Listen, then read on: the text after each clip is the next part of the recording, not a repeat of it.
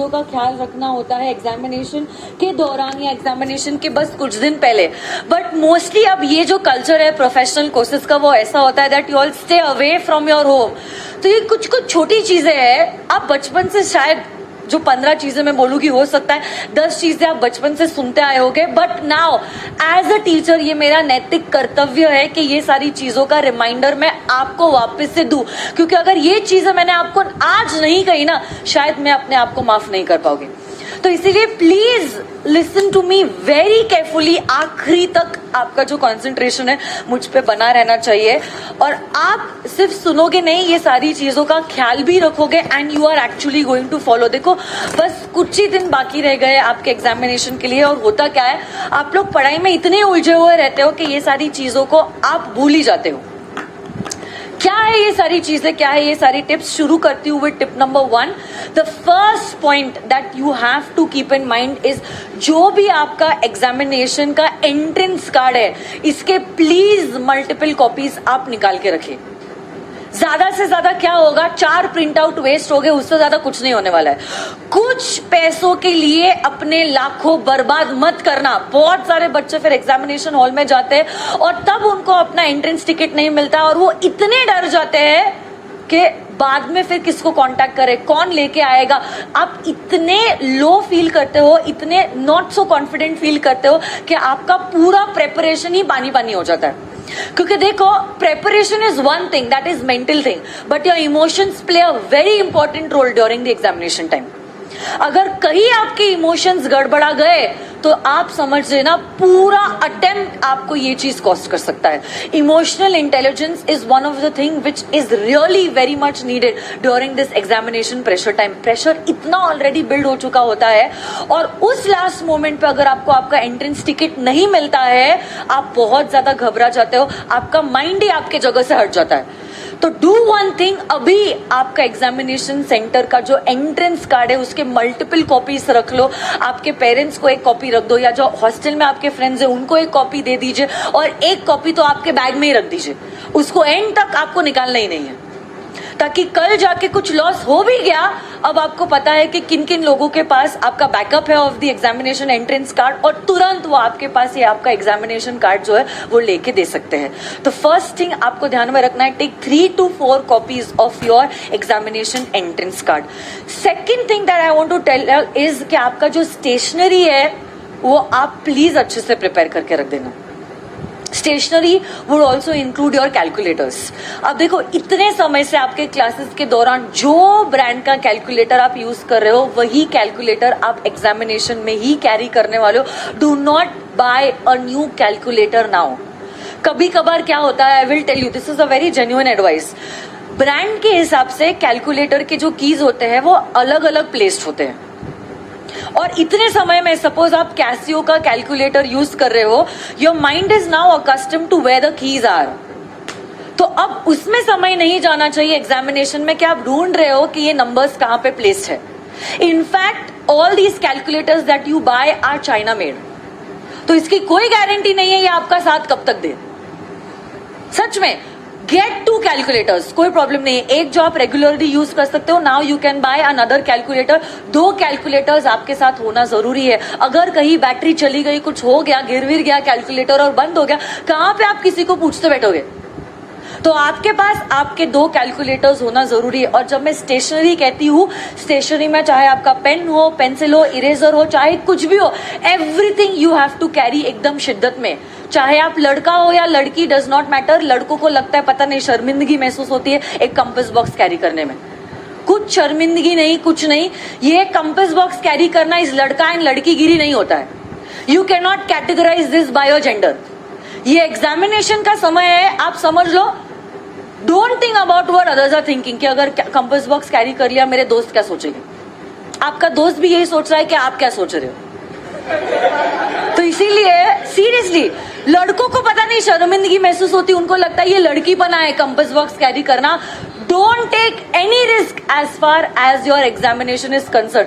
ये दोस्त जिनके बारे में आज आप सोच रहे हो, कल जाके अगर क्लियर नहीं हुए ना, वही आपकी तरफ देखेंगे भी नहीं। आपके साथ सिर्फ आपका रिजल्ट है और आपका करियर है। तो आपको शिद्दत से एवरी एग्जामिनेशन के पहले आपका कंपास बॉक्स रेडी करना होगा, चाहे वो पेंसिल को शार्पन करना क्यों ना हो या पेन की इंक चेक करना क्यों ना हो। अब जहां तक सीए की examination is concerned, you all know you can only use a black ball pen, so carry 3 to 4 pens of the same category.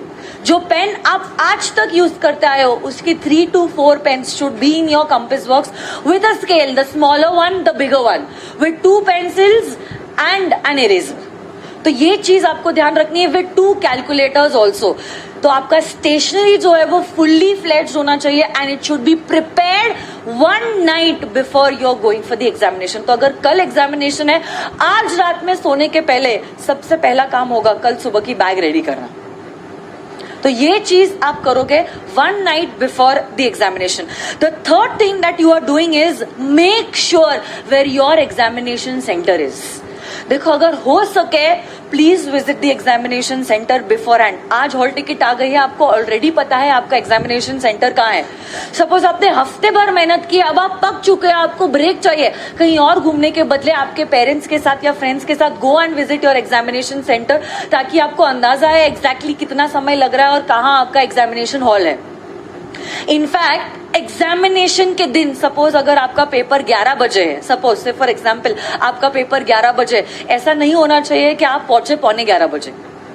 Reach before hand at least for the first paper. If your examination is going to start at 11, you have to make it sure that you are reaching the examination center by 10 o'clock, so that you get accustomed to that environment. आपको exactly पता है कौन से block में, कौन से classroom में आपकी सीट्स है, क्योंकि चार्ट्स नीचे डिस्प्लेड हो गए। तो आपका जो रोल नंबर है उसके हिसाब से बताया जाएगा कि कौन से हॉल में, मतलब कौन से ब्लॉक में पहले तो, और कौन से क्लासरूम में आपका नंबर प्लेस्ड है। And you are not going to be familiar with that examination hall, क्योंकि आपके स्कूल या कॉलेजेस में आपकी एग्जामिनेशन नहीं है। It can be randomly anywhere जहां पे आपकी एग्जामिनेशन कंडक्ट होने वाली है। So you should be properly accustomed to that environment. तो अगर 11 बजे का पेपर है, मार्जिन रखते हुए एटलीस्ट 10 बजे तक पहुंचना है, मतलब घर से 9:30 बजे आपको निकलना होगा। You have to make it sure at least on the first day you are reaching 1 hour before the examination. हाँ, अगले पेपर में अगर 11 बजे का पेपर है, आप 10:30 बजे तक भी पहुंचते तो चलेगा, बट फर्स्ट डे का ये रिस्क नहीं लेना है, बिकॉज यू नेवर नो कि कौन सी कॉन्टेंजेंसी या इमरजेंसी वाली सिचुएशन आपके आंखों के सामने आ जाए। So you have to make it sure that you are reaching the examination hall well before in advance, at least on the first day of your paper. देखो, जब आप एग्जामिनेशन के एक दिन पहले पढ़ रहे हो, you have to make it sure आप उन्हीं बुक्स में से पढ़ रहे हो जो बुक्स में से आपने साल भर पढ़ा है। एग्जामिनेशन के एक दिन पहले do not experiment new books. बहुत बार क्या होता है, हम घबरा जाते हैं और फिर हम हमारे दोस्तों को पूछते तुम्हारा कितना हुआ, मेरा कितना हुआ है, और हम कंपेयर करना चालू करते। ये चीज तो आपको बिल्कुल नहीं करनी है। This is a must don't during your examination time. Examination का एक दिन पहले is not the time to discuss कि आपने कितना पढ़ा है और मैंने कितना पढ़ा है।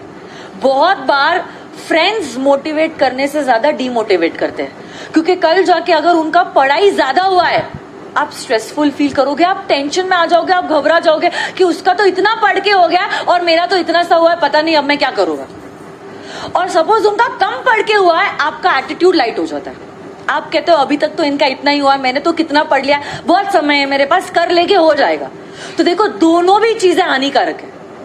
देखो, हर एक इंडिविजुअल अलग इंडिविजुअल होता है, आप किसी को भी दूसरे के साथ कंपेयर नहीं कर सकते। Every person is a unique person and has a unique methodology of studying. तो कंपैरेटिवली स्टडी तो बिल्कुल नहीं करना है, specially 1 day before your examination.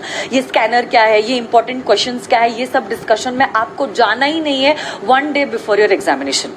जो बुक आपने साल भर से पढ़ाई की है, उसी बुक से आपको पढ़ना होगा even 1 day before your examination. This was tip number 4। Next is, देखो, दो चीजें हैं। एक तो आप हैवी ब्रेकफास्ट करके एग्जामिनेशन के लिए जाओ, because food is also going to play a very important role. या तो अब सीए स्टूडेंट्स जो होते हैं उनका यूजुअली पेपर दोपहर के समय पे होता है 2 बजे। तो अगर आप लंच करके घर से बाहर निकलना चाहते हो, मेक इट श्योर कि पेट भर के आप खाना नहीं खा रहे हो। You have to make it sure कि आप लाइट लंच ले रहे हो. तो अगर सपोज आपका डाइट है 4 रोटियों का, मेक इट श्योर कि आप 2 ही फल के खा रहे हो.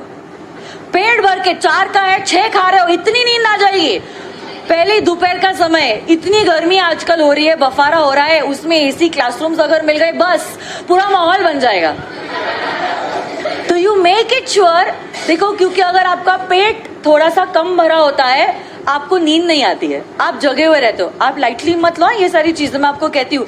ये सारे टिप्स जो मैं आपको कह रही हूँ, ये सारी मेरी मम्मा ने मुझे कहे थे एज अ स्टूडेंट, और यही रिवाज को मैं आगे पास ऑन कर रही हूँ towards you all. Though these are small small things but you all don't know these things play a very big role. मेरे 10th के एग्जामिनेशन में, आई टेल यू, मेरे आंखों के सामने ये हुआ है. 10th में जब मैं थी, हमारे स्कूल में, अब मेरी स्कूल में ही था मेरा एग्जामिनेशन, बट दूसरे सेंटर से भी बच्चे हमारे स्कूल में आते थे एग्जामिनेशन देने के लिए. एक बच्चा सुबह से आ गया 9 बजे से, कैंटीन में खाया पिया और पेड़ के नीचे बैठा हुआ था. He slept over there. और दिस इज रियलिटी. और पेपर बेल जो खत्म होती है, जो बेल रिंग होती है ना, तब उन्होंने उठा. तो ये चीज, हाँ, लंबा सोया क्या, उसका पूरा साल गया. तो ये तो मेरी आंखों देखी घटना है. तब से ये सारी चीजें जो मम्मी बोलती है, मेरे को अपने आप ऑटोमेटिकली इज्जत आने लग गई और मैंने रियलाइज करा, stop talking. Though these are small things, these play a very important role. Make it sure that you are having a healthy breakfast, and if you are having lunch, your lunch is a little lighter as compared to your daily lunch that you have always. देखो, बाहर का बिल्कुल नहीं खाना है. अब अगर मैं ब्रेकफास्ट और लंच की बात कर रही हूँ, और अगर ऑप्शन ही नहीं है, अगर आप बाहर का खा ही रहे हो, make it sure that you are not having too oily और फास्ट फूड. तो चाइनीज नूडल खा रहे हो, डीप फ्राइड समोसास खा रहे हो, ये सारी चीजें प्लीज अवॉइड करना. प्लीज मेक इट श्योर कि अगर ऑप्शन ही नहीं है बाहर का आपको खाना है, आप कुछ इडली चटनी खा रहे हो या कुछ पोहा खा रहे हो, जो अ लिटिल हेल्दियर है as compare to other dishes, है ना. साथ ही साथ next thing that I want to tell you all is, everyone please maintain silence. सुनो, please carry your own water bottles and साथ ही साथ जो छोटी छोटी गोलियां होती है ना, स्वीट्स, वो भी अगर आप कैरी करना चाहते हो, वो आप कैरी कर सकते हो. वो स्वीट से क्या होता है, I will tell you, it is allowed to carry sweets. या तो फिर पानी के बदले नींबू शरबत. ग्लूकोज का लेवल आपका हाई रहेगा तो एनर्जी आपकी मेंटेन रहेगी. आपने लाइट लंच किया है या ब्रेकफास्ट किया है, आपकी एनर्जी डिटोरिएट होती जाएगी. 3 घंटे का कंप्लीट आपका पेपर है and you have to write down continuously for 3 hours. Writing एक पार्ट है, आपका दिमाग कितना यूज हो रहा है, दिमाग यूज करने में एनर्जी कितनी जा रही है. तो when you are eating the sweets, your glucose level is up और आपकी एनर्जी डाउन नहीं होगी, it will be maintain. Nimbu sharbat would be the best solution that I can give. तो अगर आप नींबू शरबत कैरी नहीं कर सकते, at least carry your water bottle and some small sweets that you can eat during the examination time. ठीक है. अच्छा सुनो, नेक्स्ट चीज, आपके जो कपड़े हैं एग्जामिनेशन के वक्त, they should be loose and comfortable. वहां पे फैशन करने नहीं आए हो, कि किसी को आप दिखाने नहीं आया कि आप कितना भारी दिख रहे हो. You have to make it sure. You have to make it sure that your clothes are loose and they are comfortable. कोई भी चीज ऐसी नहीं होनी चाहिए जो आपका माइंड डाइवर्ट करे ड्यूरिंग द एग्जामिनेशन टाइम. तो अगर लड़कियों की बात है, लॉन्ग इयररिंग्स या bracelets, try to avoid all these things.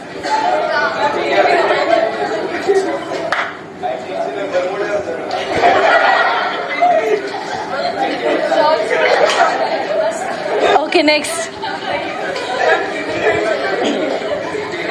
One thing, okay, listen, one thing, suno.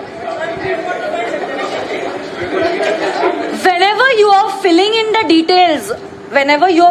details of your answer book, you have to be double the careful while filling these details.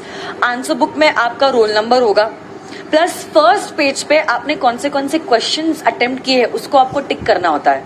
Plus अगर आपने कुछ supplements लिए होते हैं तो main is 1, booklet number 1, और चाहे 2 supplement suppose आपने लिए है, अज्यूमिंग, तो यू विल राइट 1 + 2, मतलब total number of pages that will be attached would be 3. तो ये डिटेल्स जब आप भरते हो you have to be very careful, क्योंकि अगर आपने कोई भी क्वेश्चन नंबर के आगे टिक नहीं किया है, जरूर आपने ये आंसर्स लिखे होंगे, you are not going to get marks for these attempted questions because आपने उनको टिक नहीं किया है। तो ये डिटेल्स भरते वक्त you have to be very careful. आपके कुछ पेपर्स अगर एमसीक्यू हो गए, कौन से सवाल का जवाब आप कहाँ सर्कल कर रहे हो, आपको बहुत ध्यान रखना होगा। क्या हुआ था मैं आपको बताती हूँ। 4 अटेम्प्ट पहले रैंकर स्टूडेंट था, रैंकर मतलब पूरी गारंटी थी मुझे that he is going to come in first 10 rank. CPT की बात है ये। क्या हुआ था, वो बच्चे 100 एमसीक्यूज आते हैं, 100 एमसीक्यूज लॉ के पेपर में 100 एमसीक्यूज आते हैं। अब क्या कर दिया वो बच्चे ने, अब जैसे कि ये क्वेश्चन पेपर है, ये suppose this is the question paper, okay, और क्वेश्चन पेपर है और ये आंसर पेपर है।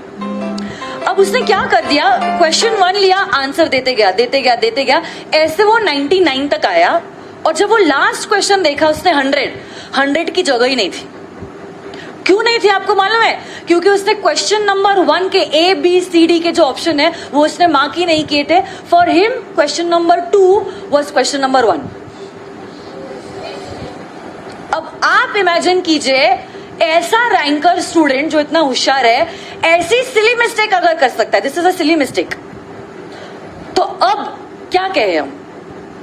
तो you have to be very careful. देखो, आपका माइंड जो है इतना अवेयर होना चाहिए और सूझबूझ होनी चाहिए कि आपने प्रॉपरली आंसर्स को नंबरिंग दिया है, प्लस करेक्ट नंबरिंग दिया है। मतलब basically the next thing that I want to tell you all is that your answers should be correctly numbered. Number तो होने चाहिए, plus they should be correctly numbered.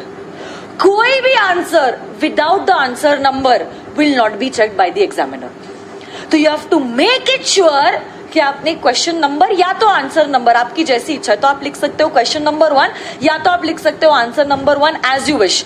आपने नंबरिंग देके ही आंसर की शुरुआत करी है। Next and the most important thing, आपकी जो हैंडराइटिंग है it should be at least reasonably eligible. मैं ज्यादा उम्मीद नहीं रख रही हूँ कि मोती जैसे अक्षर में लिखिए, बट एटलीस्ट मेरी जो उम्मीद है रीजनेबली एलिजिबल। ऐसा नहीं बस लिखने के लिए लिख दिया उर्दू जैसा, क्या लिखा है पता ही नहीं, ऐसा बिल्कुल होना नहीं चाहिए। आपकी writing should be reasonably good. देखो, मैं डेकोरेशन नहीं कह रही हूँ, डेकोरेशन की बात अलग है। मैं कह रही हूँ एटलीस्ट एग्जामिनर को ये समझ में आना चाहिए कि आपने क्या लिखा है। एवरी थ्योरी पेपर में presentation plays a very important role. Yes, फिर भी आप पूछ लो, पता नहीं मुझे, you just confirm it. Yes yes, okay listen, आपकी हैंडराइटिंग जो है, बाद में बात करते हैं इस बारे में, आप सुन लो। आपकी जो हैंडराइटिंग है it should B reasonably eligible. ऐसा नहीं होना चाहिए स्टार्टिंग में एकदम मोती जैसे अक्षर और एंड में क्या लिखा है पता ही नहीं है। तो you have to make it sure that your handwriting is reasonably eligible. जिसमें भी ना हैंडराइटिंग में कभी कभार होता है, when you are using a pen, don't put the cover of that pen on the top of the pen, क्योंकि pen का वेट बढ़ता है। ये छोटी छोटी चीजें हैं but it makes a difference. Make it sure कि आपका जो पेन का कवर है वो साइड में है and you are using only the pen while writing the answers. जितनी लाइट वेट पेन होगी उतना आसान होगा लिखना, उतनी स्पीड जो है वो कैचअप होती है। तो you make it sure that your handwriting is good and your speed is maintained. Why I'm telling you this? Because listen, next thing is that you are supposed to attempt all your answers. सारे answers attempt करना जरूरी है। तो जब आप question number 1 लिख रहे हो तभी आपके माइंड को बोल देना मुझे इतने क्वेश्चंस अटेम्प्ट करने, तो उतनी स्पीड मेरी होनी चाहिए। ये स्पीड अचानक से लास्ट 15 मिनट में नहीं आने वाली है। Right from the beginning you have to maintain your speed. इसी गोल से आपको एग्जामिनेशन में जाना है कि हाँ, मुझे सारे के सारे पेपर्स के क्वेश्चन जो है वो अटेम्प्ट करने हैं। एक गलती बच्चे करते हैं कि सारे ऑप्शन के भी अटेम्प्ट कर देते हैं पहले ही। ये गलती बिल्कुल नहीं करनी है। Optional questions are to be attempted at the last, only when you have attempted all the compulsory questions. पूरे कंपल्सरी क्वेश्चंस अटेम्प्ट करने के बाद ही आपको अटेम्प्ट करने होंगे द ऑप्शनल क्वेश्चंस। एक भी आंसर ऐसा नहीं होना चाहिए जो आपने नहीं लिखा है। You have to make it a point that you have written all your answers correctly. The next thing is, last के जो 10 मिनट होते हैं ना, उसमें आपको आपके आंसर पेपर को रिव्यू करना है। मतलब before submitting the paper to that particular examiner, you have to review your paper. Review करते करते आपके आंसर्स में जो भी कीवर्ड्स है, जो भी इंपॉर्टेंट वर्ड्स है, आप उनको अंडरलाइन कर सकते हो with a pencil, that is not a problem.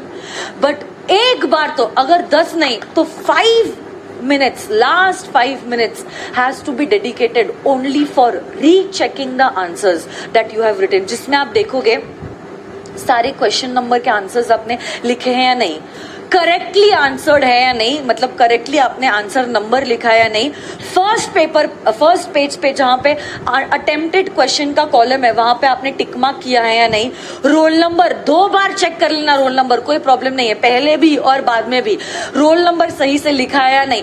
Supplement tie करोगे तो देखो, स्टेशनरी में one more thing I would like to add is a stapler. तो स्टेपलर प्लीज लेके जाना, जस्ट इन केस अगर आपको कोई भी पेपर में स्टेपलर की जरूरत महसूस हो गई, you don't have to beg somebody else, वो टाइम वेस्ट नहीं होना चाहिए। You carry your own stapler, you can staple your supplements, और सप्लीमेंट्स टाई करने के बाद तुरंत इमीडिएटली हाथों हाथ लिख देने का कि कितने सप्लीमेंट्स आपने लिए, तो टोटल नंबर ऑफ शीट्स कितनी हो जाएगी। मेन 1 बुकलेट, और अगर सपोज 2 लिए तो total 1 + 2 would be equivalent to 3। तो last 5 minutes would not be for writing part, it is going to be for all these things. Please okay, keep in mind all these things. एक सबसे important चीज, please, it is a personal request to all of you all, do not take copying risk in a professional examination. मैं seriously आपको बोल रही हूँ, ये personal request है, इसलिए मैंने हाथ जोड़ के आपको कहा है, कॉपिंग रिस्क प्रोफेशनल एग्जामिनेशन में बिल्कुल मत लेना। You have the risk of being suspended for 3 attempts। तो आपकी लग जाएगी, चाहे 4 मार्क कम मिले चलेगा, बट जो भी मार्क्स मिल रहे हैं should be your genuine marks. कोई भी तरीके के कॉपिंग और चीटिंग में आप पकड़े नहीं जाने चाहिए, चाहे वो आपका दोस्त की मदद करना भी क्यों ना हो। नहीं किया दोस्त की मदद चलेगा, क्योंकि दोस्त की मदद करने में अगर आपका 2 साल बर्बाद हो रहा है, आपके 3 अटेम्प्ट्स बर्बाद हो रहे हैं, दोस्त रहा ही नहीं वो दोस्त। ऐसा दोस्त का क्या मतलब जो आपको प्रोफेशनल एग्जामिनेशन में चीटिंग करवा रहा है। तो ना आप किसी की मदद करोगे और ना चीटिंग से आप पास होगे।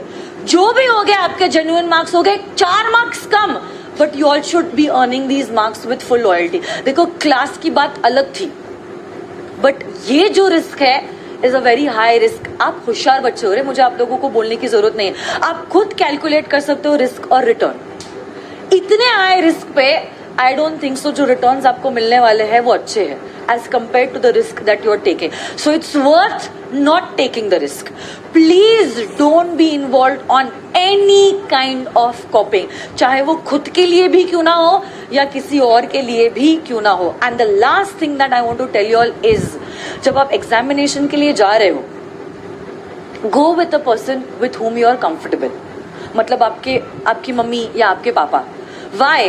क्योंकि एग्जामिनेशन के जस्ट कुछ समय पहले you are too anxious and the pressure levels are high, so you need a person to be with you who makes you feel comfortable, who makes you feel comfortable से ज्यादा is positive। Negativity आप में और आजू बाजू के सारे लोगों में कूट कूट के उस समय पे भरी होगी।